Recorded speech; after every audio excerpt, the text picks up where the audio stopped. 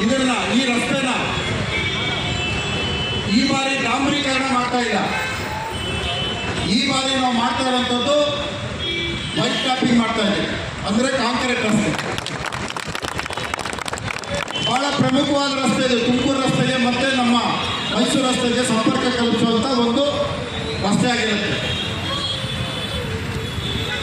ಸುಮಾರು ಪತ್ರಿಕೆಗಳಲ್ಲಿ, ಮಾಧ್ಯಮಗಳಲ್ಲಿ ಮತ್ತು ಇಲ್ಲಿರ್ತಕ್ಕಂಥ ಕಾರ್ಖಾನೆಗಳವರು ಭಾಳಷ್ಟು ಜನ ನನ್ನನ್ನು ಭೇಟಿ ಮಾಡ್ತಾ ಇದ್ದಾರೆ. ನಾನು ಅವ್ರಿಗೆ ಹೇಳ್ತಾ ಇದ್ದೆ, ಬಹುಶಃ ಇನ್ನೂ ಒಂದು ವರ್ಷ ಇಲ್ಲಿ ಕೆಲಸ ಮಾಡೋಕ್ಕಾಗಲ್ಲ, ಇನ್ನೂ ಒಂದು ವರ್ಷ ನಾವು ಹಿಂಗೆ ಇರಬೇಕಾಗತ್ತೆ. ಹಿಂದೆ ನಮ್ಮ ಸರ್ಕಾರ ಕಾಮಗಾರಿಗಳಿಗೆ ಆದ್ಯತೆ ಕೊಡ್ತಾ ಇತ್ತು, ಆದರೆ ಈ ಸರ್ಕಾರ ಕಾಮಗಾರಿಗಳಿಗಿಂತ ಪ್ರಮುಖವಾಗಿ ಆದ್ಯತೆ ಕೊಡೋದು ಚುನಾವಣಾ ಹಿತದೃಷ್ಟಿಯಿಂದ ಮಾತ್ರ ಅವರು ಕೆಲಸ ಮಾಡ್ತಾ ಇದ್ದಿತ್ತು. ಅವ್ರಿಗೆ ಯಾವುದು ಬೇಕಾದ್ರು. ಈ ಬಾರಿ ಇವಾಗ ನೂತನವಾಗಿ ನಮ್ಮ ಸಂಸದರು ಆಯ್ಕೆ ಆದಮೇಲೆ ಡಾಕ್ಟರ್ ಮಂಜುನಾಥ್ ಅವರು ಬಂದ ಮೇಲೆ ಈ ಎಲ್ಲ ಕಡತಗಳು ಹೊರಗಡೆ ಬರ್ತಾ ಇದೆ.